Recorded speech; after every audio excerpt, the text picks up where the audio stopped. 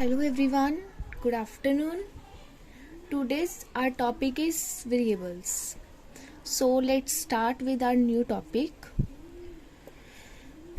Variable is nothing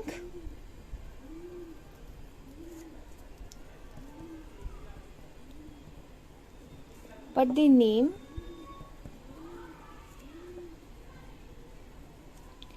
given to the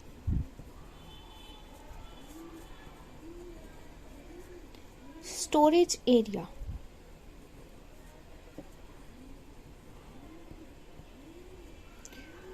Each variable in Java has a specific type. हर एक variable की अपनी एक type होती है.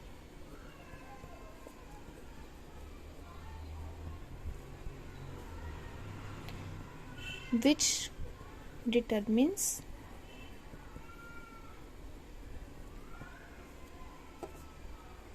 the size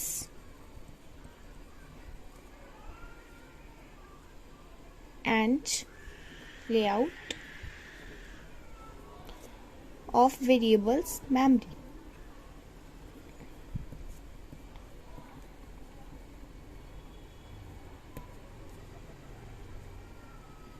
अब इतना जो हमने लिखा है सबसे पहले इसका हम मतलब समझेंगे. उन्होंने कहा वेरिएबल कुछ नहीं है but the name given to the storage area. अब इसको हम एक एग्जांपल के साथ समझते हैं. सपोज हमने प्रोग्राम बनाना है, प्रोग्राम टू ऐड 2 नंबर्स. ये हमारा प्रोग्राम है. तो हमें क्या क्या चाहिए इस प्रोग्राम में? सबसे पहले तो हमें 2 नंबर्स चाहिए, जैसे 12 एंड 13. फिर हमने इन दोनों को क्या करना है? ऐड करना है, 12 प्लस 13. अब जो इसका आंसर आएगा, 25, उसको भी हम किसी में स्टोर करेंगे. तो सबसे पहले हमें क्या चाहिए? 2 वेरिएबल्स चाहिए, जो एक तो 12 को स्टोर करे, एक 13 को स्टोर करे. फिर उसके बाद एक और वेरिएबल चाहिए जो हमारा जो 25 वैल्यू है उसको स्टोर करे. सपोज हमने ले लिया एक ए वेरिएबल, एक बी वेरिएबल और एक सी वेरिएबल. ए वेरिएबल और बी वेरिएबल क्या कर रहे हैं? 2 नंबर्स को ऐड कर रहे हैं. और सी वेरिएबल क्या कर रहा है? जो हमारी वैल्यू है ऐड करके जो वैल्यू आई उसको स्टोर कर रहा है. तो हमें यहाँ पे कितने वेरिएबल्स चाहिए? 3 वेरिएबल्स चाहिए. ऐसे ही अगर हमने कोई भी प्रोग्राम बनाना है तो उसमें वेरिएबल्स जो है वो नेसेसरी है ही है. अगर हमने ऐड 2 नंबर्स किया, अब हमने मल्टीप्लाई 2 नंबर्स करना है, उसमें भी हमें वेरिएबल्स चाहिए. अगर हमने और भी कोई तरह का प्रोग्राम बनाना है तो उसमें हमें वेरिएबल डिक्लेयर करने ही पड़ेंगे. अगर हमने उसमें कोई वैल्यूज यूज करनी है तो अगर उनको हमें किसी में स्टोर करवाना है तो हमें वेरिएबल्स जो है वो यूज करने ही पड़ेंगे, उनको डिक्लेयर करना ही पड़ेगा. अब वेरिएबल जो है उसमें जो वैल्यू है वो किस टाइप की है वो हमें कहाँ से पता लगता है? डाटा टाइप से पता लगता है. वो हम नेक्स्ट लेक्चर में करेंगे, डाटा टाइप्स. बस हमें इतना समझना होगा कि वेरिएबल में जो वैल्यू है वो किस टाइप की स्टोर है. वो इंटीजर है, वो डेसिमल में है, वो कैरेक्टर में है, वो किस टाइप में है, वो हमें डाटा टाइप से पता लगता है. तो सबसे पहले हम वेरिएबल्स की बात कर रहे हैं. पहली लाइन क्लियर हो गई होगी. Variable is nothing but the name given to the storage area. Storage area मतलब अब मैंने 12 वैल्यू को स्टोर करना है तो इसको मैं एक वेरिएबल में डालती हूँ ए. तो ये क्या बन गया? एक तरह का स्टोरेज एरिया बन गया. मतलब कि अगर हम मेमोरी में वैल्यू स्टोर होगी तो कैसे होगी? ये मेमोरी है, सपोज इसमें 12 वैल्यू स्टोर हुई और इसका नाम क्या हो गया? ए. और ये ए क्या है? वेरिएबल. मतलब कोई भी स्टोरेज लोकेशन का जो नाम है उसको हम कहते हैं वेरिएबल. अगर हमने ए को डिक्लेयर किया और उसमें हमने वैल्यू स्टोर की 12, तो क्या हुआ? जो ए वेरिएबल है उसमें वैल्यू स्टोर होगी 12. मतलब कि जो मेमोरी है, मेमोरी का नाम है, मेमोरी लोकेशन का नाम है ए, उसमें वैल्यू कौन सी स्टोर हो रही है? 12. अब सपोज मैंने सिर्फ डिक्लेयर कर दिया ए, उसमें कोई वैल्यू नहीं स्टोर की, तो क्या होगा? मेमोरी में ऐसे एक बॉक्स बनेगा, उसमें बस वेरिएबल ही डिक्लेयर होगा, वेरिएबल का नेम ही डिक्लेयर होगा, बट कोई वैल्यू नहीं स्टोर होगी. मेरे होप करती हूँ मैं कि आपको मेरी बात समझ आ रही होगी ये लाइन का क्या मतलब है। But the name given to the storage area, variables क्या है, एक तरह का नेम है जो हम किसी स्टोरेज एरिया को देते हैं। मेमोरी में जो वैल्यूज हम स्टोर कर रहे हैं उसका जो नाम है उसको हम कहते हैं वेरिएबल।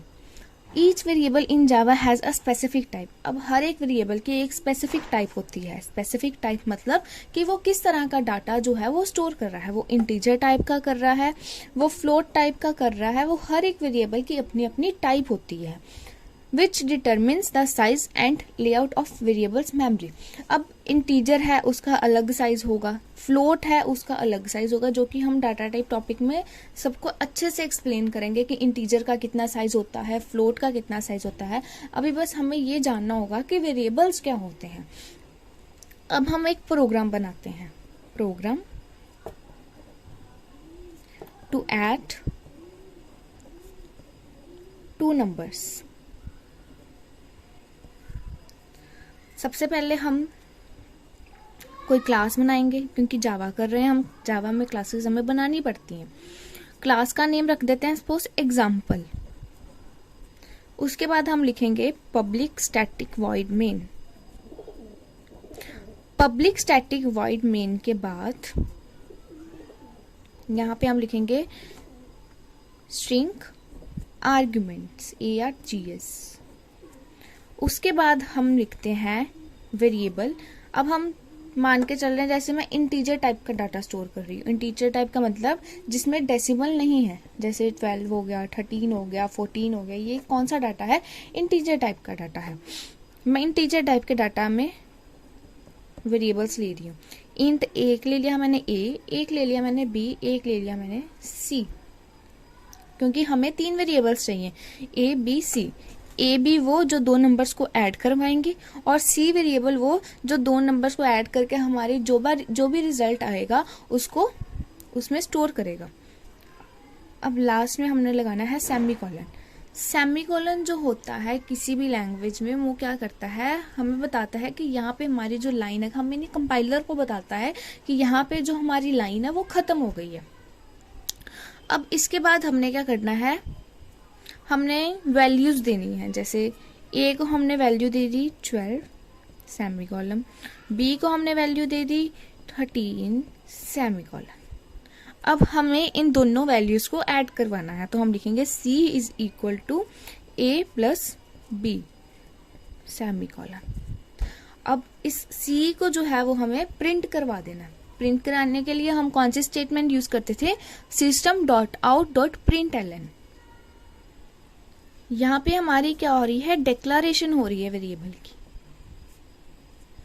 यहाँ पे हम वेरिएबल को डिक्लेयर्स कर रहे हैं कि हम इस प्रोग्राम में 3 वेरिएबल्स यूज कर रहे हैं, एक A, एक B, एक C। फिर उसके आगे हमने लगाया सेमीकोलन। सेमीकोलन का मतलब हमें पता है कि जो कंपाइलर को बताता है कि यहाँ पे जो हमारी स्टेटमेंट है वो टर्मिनेट हो गई है। अब हमारी बात आती है कि हमने public static void main string arguments के आगे सेमीकोलन क्यों नहीं लगाया, क्योंकि यहाँ पे हमारी जो स्टेटमेंट है वो टर्मिनेट नहीं हुई। हमने यहाँ पे कर्ली ब्रेसेस शुरू कर ली, इसका मतलब कि जो पब्लिक स्टैटिक वॉइड मेन है उसका ही ये पोर्शन है सारा, इसलिए यहाँ पे हमने सेमीकोलन नहीं लगाया। अब क्लास एग्जाम्पल जो है उसके आगे भी हम सेमीकोलन नहीं लगाते। क्यों नहीं लगाते, क्योंकि यहाँ पे हमारी कर्ली ब्रेसेस शुरू हो रही है जो कि कंपाइलर को बताती है कि एग्जाम्पल के अंदर ये सारा पोर्शन है। अगर हम यहाँ पे सेमीकोलन लगाते हैं तो कंपाइलर हमें एरर दे देगा, क्योंकि वो बस एक ही लाइन को पढ़ेगा, उसके आगे वो देखेगा कि सेमीकोलन है तो यहाँ पे हमारा स्टेटमेंट खत्म हो गई है, उसके आगे वो कोड को रीड ही नहीं करेगा। अगर हम चाहते हैं कि वो आगे भी कोड को रीड करे तो हम यहाँ पे सेमीकोलन नहीं लगाएंगे, हम वहीं पे सेमीकोलन लगाएंगे जहाँ पे हम चाहते हैं कि कंपाइलर को पता लगे कि यहाँ पे हमारी स्टेटमेंट जो है वो टर्मिनेट हो रही है, खत्म हो रही है। उसके आगे हम C जो वेरिएबल है उसको प्रिंट करा देंगे, system.out.println करके C को हमने क्या किया, प्रिंट करा दिया। ये सबसे बेसिक प्रोग्राम है। आई होप आपको ये प्रोग्राम जो है क्लियर होगा। अब हम आगे बात करते हैं कि जैसे हम आइडेंटिफायर्स का नेम रखने के लिए कुछ रूल्स का यूज करते थे, वैसे ही हम वेरिएबल्स का नेम रखने के लिए कुछ रूल्स का यूज करते हैं। अब जो वेरिएबल्स और आइडेंटिफायर्स के रूल्स होते हैं वो सेम होते हैं। आप मेरे पिछले लेक्चर में जाके जो आइडेंटिफायर्स के रूल्स हैं वो देख लीजिए, ताकि आपको वेरिएबल्स के रूल्स क्लियर हो जाए। सेम ही होते हैं दोनों के रूल्स।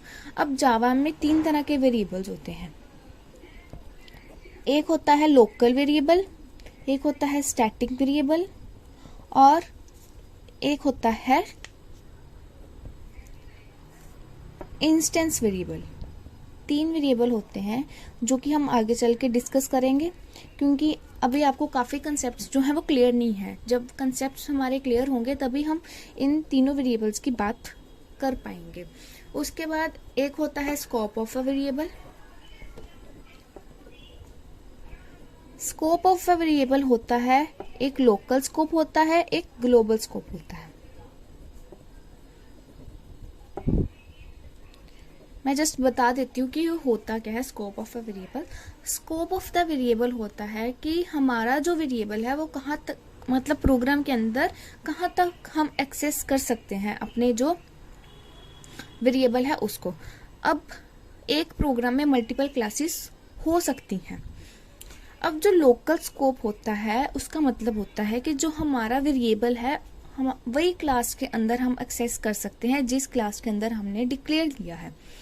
उस क्लास के बाहर हम लोकल वेरिएबल को हम नहीं एक्सेस कर सकते। वो होता है हमारा लोकल स्कोप। अब ग्लोबल स्कोप क्या होता है कि अगर हमारा वेरिएबल जो है उसको हम दूसरी क्लास में भी एक्सेस कर सकें तो उस वेरिएबल का स्कोप क्या होगा, global. Scope of a variable and types of variables, ये हम आगे चल के कंप्लीट इस पे मैं एक लेक्चर बनाऊंगी ताकि आपको अच्छे से क्लियर हो जाए। अभी बस आपको पता होना चाहिए कि वेरिएबल्स कितने टाइप्स के होते हैं, स्कोप ऑफ द वेरिएबल क्या होता है। इसके आगे हमारा लेक्चर होगा डाटा टाइप्स के ऊपर। आई होप आपको वेरिएबल्स जो है वो क्लियर होंगे। डाटा टाइप्स देखने से पहले, डाटा टाइप का लेक्चर देखने से पहले आपको ये वेरिएबल वाला लेक्चर देखना पड़ेगा, तभी आपको डाटा टाइप का कंसेप्ट जो है वो क्लियर हो पाएगा। आई होप आपको समझ आ गया हो। अगर आपको कोई भी डाउट है तो आप मुझे कमेंट सेक्शन में बता सकते हैं। Thank you.